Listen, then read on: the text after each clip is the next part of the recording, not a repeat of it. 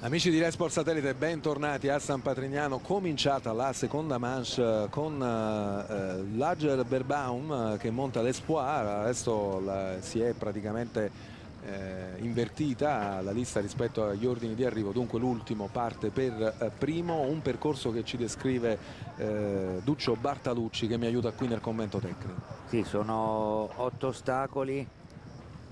Chiaramente sono state eliminate le difficoltà dovute alla doppia gabbia, rimasta gabbia verticale Oxer, e quelle che potevano essere delle linee un po' complicate, quindi è un giro dove i cavalieri cercheranno comunque, quelli che hanno 4 penalità, di effettuare un percorso netto, veloce, e sperare poi che gli ultimi 3 a entrare, che hanno 0, commettano qualche errore.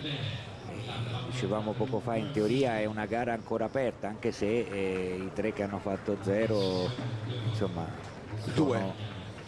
Abbiamo 2 a 0 che sono Mandri e Whittaker, perché Fuchs in realtà, e quello ci aveva tratto anche in inganno, in realtà ha 4 penalità, perché evidentemente ci deve essere stato qualcosa che è stata poi segnalata dalla giuria, e dunque sono 2 allora forse a percorso netto. 2 percorsi netti, potrebbe scapparci anche una sorpresa.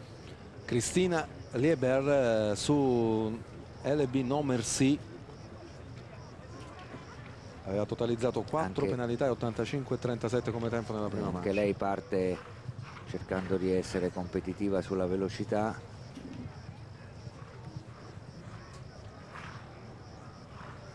Numero 5 un verticale di rientro, e qui c'è poi un dietro front, non esagera nel stringere la curva, è un passaggio di sentiero abbastanza impegnativo. Ora la combinazione,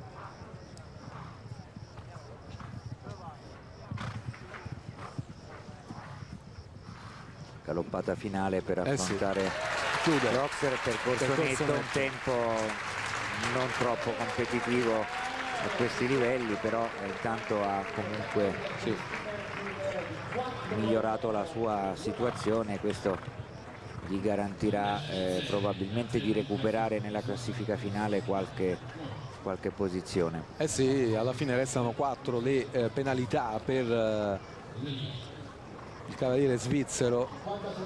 Ora una nota tecnica: per esempio il direttore di campo ha cambiato nella seconda manche, nella combinazione che prima era doppia gabbia e si entrava con tutte barriere grigie sul verticale, ha messo una barriera bianca che probabilmente con il gioco di luci della notturna e tutto quanto creerà un'attenzione maggiore da parte dei cavalli. Quelle barriere grigie d'ingresso prima hanno fatto veramente un po' la differenza, quindi per facilitare un po' lo spettacolo ora i cavalieri, ripeto, cercheranno, quelli che hanno 4 penalità, di affrontare la gara con velocità, cercando il percorso netto e un buon tempo, come sta cercando di fare Peter Wild, l'americano. Su un fence sì, gira molto bene qui sul verticale, ha affrontato leggermente in diagonale, gira più stretto rispetto alla Svizzera, ma un po' lontano e un po' poco impulso, poca copertura sull'Oxer da parte della sua cavalla. Ecco la gabbia e poi a chiudere. E poi qua non prende rischi, alla fine aggiunge un tempo di galoppo, chiude, comunque è più veloce, ma con 4 penalità. 8 segnalate, 8 penalità. Ripeto, c'è stato qualche problema da questo punto di vista. Lì sul tabellone segnalano 8 penalità per l'atleta Peter Wild. Quindi sono 12 poi nel complesso. Intanto è pronto Philippe Leoni su Sirenaica.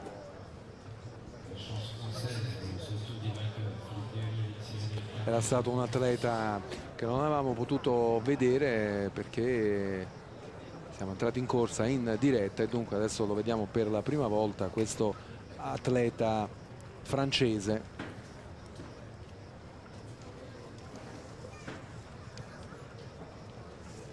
che aveva totalizzato 4 penalità e un tempo di 84,91 nella prima manche, numero 66 nel ranking mondiale. Partito con un buon ritmo, non ha esagerato nel dietrofront sul 2.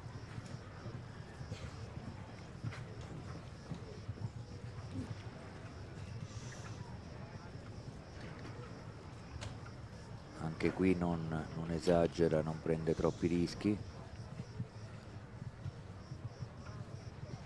Sì, da seguire davvero. Sì, per adesso penso che stia un po' cercando un percorso netto, ma senza...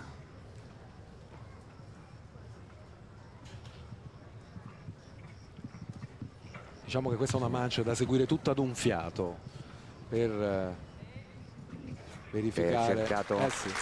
Cercato un po' il piazzamento. 56,38 il tempo, totale 4 penalità. Ma la mazzone svizzera è stata sicuramente più incisiva. Sì. Adesso è il turno di Andy Candin. Remember, aveva totalizzato il cavaliere rumeno nella prima manche 4 penalità con un tempo di 84,85. Qui una bandiera di un paese che ha comunque una passione, una tradizione nei cavalli.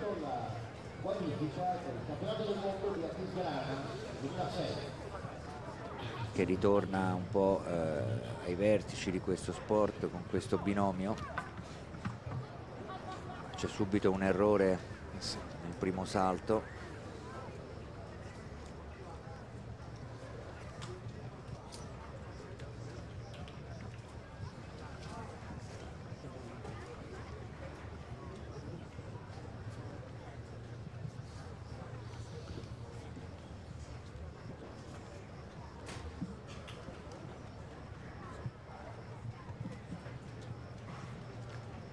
Alla fine anche questo secondo percorso, che apparentemente presenta nella ricognizione che abbiamo effettuato prima della gara, non presenta delle particolari difficoltà tecniche, ma comunque ha dei salti di buon spessore, di buona dimensione.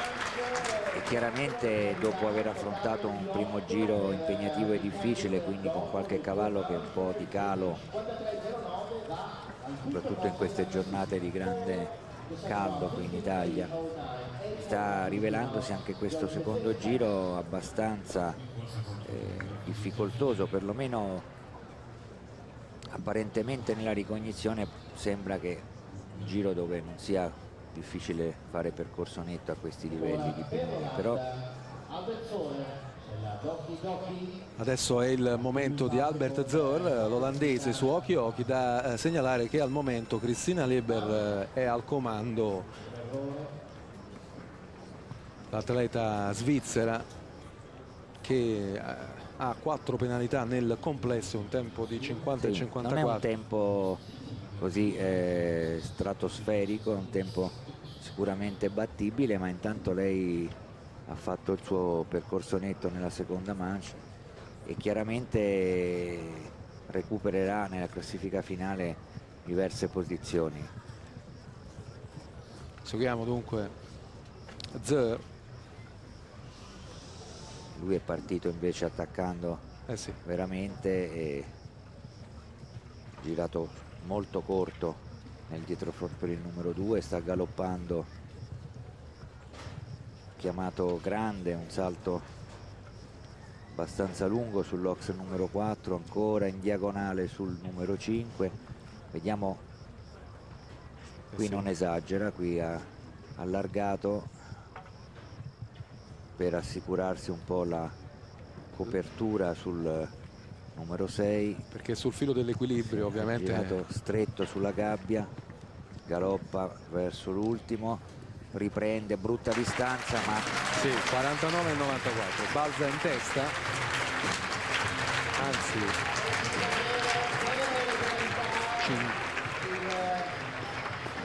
50 e 94, quindi praticamente 50 e 94 resta secondo con 4 penalità.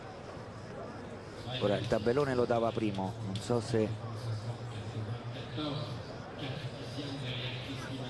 Ma il tempo 50 e 94 è quello per cui senza penalità, avendo le 4 nella prima manche, Sì, ma la Liber che tempo ha?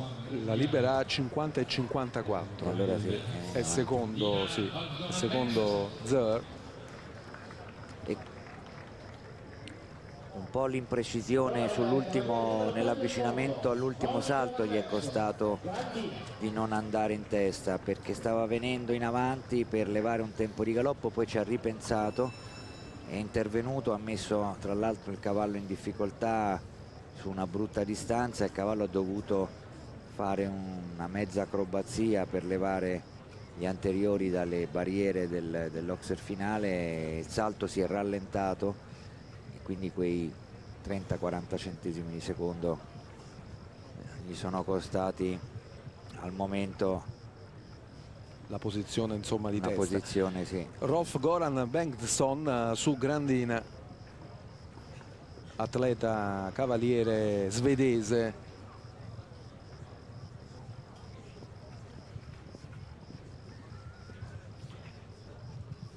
È davvero una seconda manche bellissima, perché è tutto sul filo dell'equilibrio.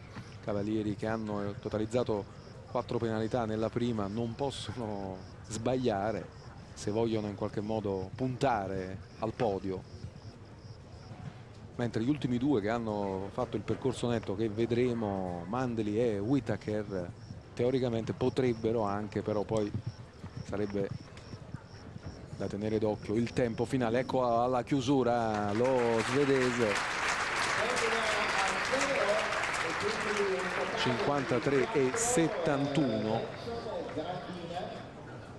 e al terzo posto adesso al momento lo svedese. Ha superato Filippo Leoni. E comunque la situazione della gara rivaluta la prestazione dell'Amazzone svizzera, che Sì, alla fine, ripeto, non ha fatto una gara che sia impossibile da riprendere, ma per adesso nessuno è riuscito a fare meglio. Tocca adesso a Jeroen Dabeldam, olandese, BMC Up and Down. Si prende il suo tempo. Momenti questi molto delicati prima dell'inizio del percorso.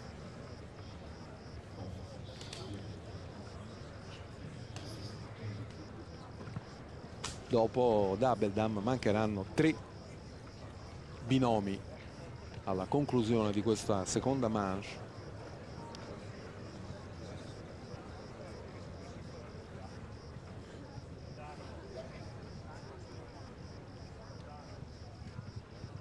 Anche lui ha totalizzato 4 penalità nella prima, ma seguiamolo.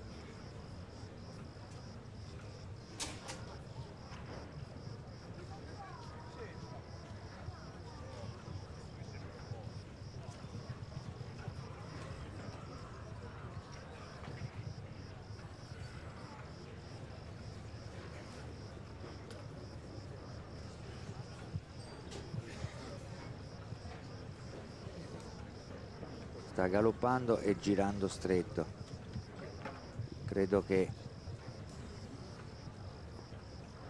dovrebbe riuscire ad avere un tempo migliore. Attenzione alla gabbia, eccolo a chiudere. Eh sì, dovrebbe farcela. Percorso netto, balza in testa, 49 e 86. 0 le penalità per Dabeldam, chiude con un totale di 4, 49 e 86, primo posto in classifica provvisoria. Sì, primo posto dunque per Jeroen Dabeldam, e adesso gli ultimi tre. Cominciamo con Marcus Fuchs, svizzero, Latoya terzo, 4 penalità nella prima manche. E qui sicuramente Marcus Fuchs adotterà una tattica di gara di attacco, cercando di abbassare il tempo, e qualora dovesse fare uno 0 veloce poi attendere gli eventi, ossia attendere i percorsi dei due cavalieri che hanno il netto, sperando nell'errore. Sì. Ma chiaramente mettendo poi una forte pressione, perché chi ha il percorso netto tenterà di ripeterlo, può prendersi il rischio magari di una barriera e quindi compromettere una gara. È partito veramente sì, sta attaccando forte. alla grande, sì.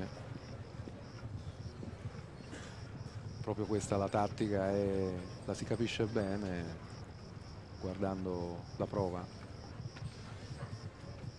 Ora credo che sia un vantaggio anche su Dabeldam, e qui però errore. Sì, è fuori dal podio, perché va già a 8 penalità, ma non aveva scelta. Ecco alla chiusura dunque 48 Marcus Fuchs, tempo buono,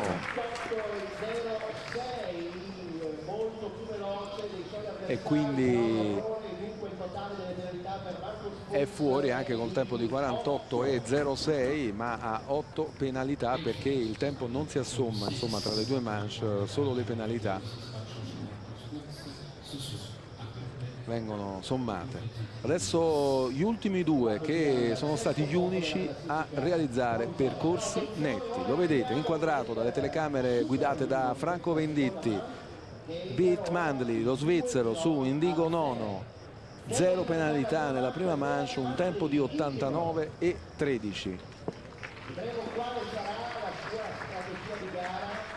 E qua c'è sicuramente una decisione importante per i due cavalieri che gareggiano con 0 penalità, cioè decidere se cercare il percorso netto, certo, senza avere rischi di affrontare il tracciato con eccessiva velocità, ma questo realmente è un rischio grande, perché un errore li porterebbe magari a scivolare in classifica di diverse posizioni. Una scelta ancora più difficile per Mandley, perché poi sì, quello che entra alla fine magari ha ancora questo vantaggio di conoscere esattamente che cosa è accaduto ai cavalieri precedenti. Vi ricordo il montepremi di 200.000 euro per questo premio numero 9, Gran Premio Unire Challenge Vincenzo Muccioli. Lui sta facendo una via intermedia.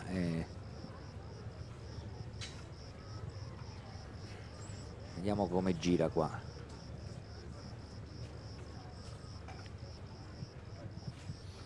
Sì, non è propriamente all'attacco, però è fluido nel ritmo. Sì.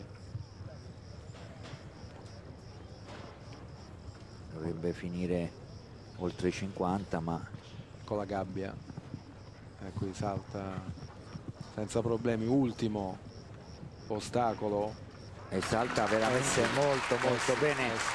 Questo cavallo. Beat Mandley ha fatto 2 bellissimi percorsi. A questo punto Whittaker deve superare senza errori il tempo di 54,78. È il turno proprio dell'inglese John Whittaker su Diciamo che non dovrebbe essere difficile per John Whittaker stare al di sotto dei 54, però deve fare percorso netto. Al terzo posto c'è Albert Zoer su Oki Doki, e questa diciamo è una posizione sicura, quindi Zoer, atleta olandese, terzo si classifica sul podio, e adesso bisogna vedere cosa succede con questo ultimo percorso che vede protagonista John Whittaker.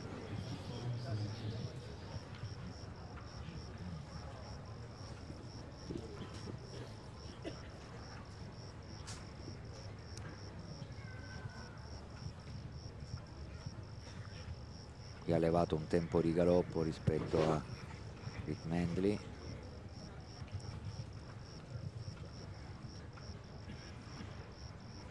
Anche lui non esagera, ma credo che sia anzi un po' più veloce. Questo Oxer bisogna fare attenzione. Ok, impeccabile John. sì, al momento è avanti, ultimo ostacolo per lui, ma il tempo è buono, sì. 51,95, dunque è il vincitore John Whittaker. John Whittaker conferma tutta la sua classe, la sua anche leggenda, vincendo il premio numero 9 Gran Premio Unire Challenger Vincenzo Muccioli, secondo Vic Mendley lo svizzero su Indigo nono, e terza è Cristina Leber, la svizzera, su LB No Merci. La Svizzera dunque arriva al terzo posto, la Leber, vediamo se, perché c'è stato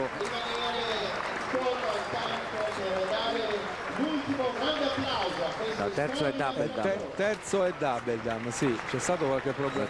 Quarto la Liber. E quarta la Liber, perché c'è stato, l'abbiamo visto, qualche problema ovviamente di cronometro in questo ultimo Gran Premio, ma comunque John Whittaker è insomma sul podio più alto Bartalucci. Ma io credo che l'abbia meritata questa vittoria, ha montato il percorso base credo in una maniera straordinaria, di più un cavaliere non credo che possa fare, e poi qua con una freddezza, una lucidità straordinaria ha gestito il vantaggio di poter entrare per ultimo, sapeva di dover far zero, quindi non ha comunque preso dei rischi, ma con un occhio al cronometro Vic Mendley non era andato fortissimo, quindi è chiaro che un cavaliere come John Whittaker ha una vittoria sul piatto e non se la lascia scappare. Velocemente una battuta sui mondiali, cosa succederà all'Italia? Bartalucci cosa può sperare in questi mondiali che inizieranno a fine agosto ad Aquisgrana? Sì, intanto di riaggiustare, di avere il cavaliere di punta della nostra squadra nell'ultimo periodo, che è Juan Carlos Garcia, e questo sarebbe per tutto il gruppo un'iniezione di fiducia.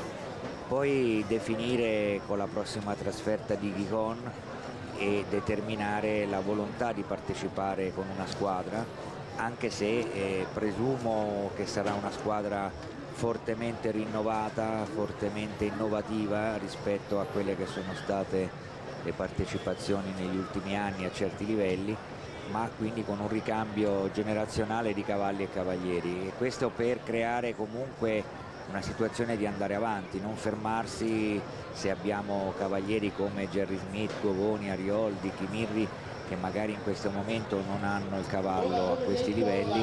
Dobbiamo pensare che il nostro movimento sportivo deve continuare, deve andare avanti e dare un segnale a tutti quanti che c'è la possibilità di andare avanti, di rientrare nel giro della squadra nazionale. E sulle immagini di John Whittaker, che ha vinto il premio numero 9 Gran Premio Unire Challenger Vincenzo Muccioli, noi ci possiamo fermare qui grazie a Duccio Bartalucci, direttore Dipartimento Salto Ostacoli della Nazionale Italiana. Grazie a te. E alle prossime occasioni. Grazie anche a tutta la squadra tecnica, a Franco Venditti che ha coordinato il tutto dalla regia. La linea può tornare a Roma al coordinamento giornalistico di Marco Lollobrigida. Da parte mia, Giacomo Capuano.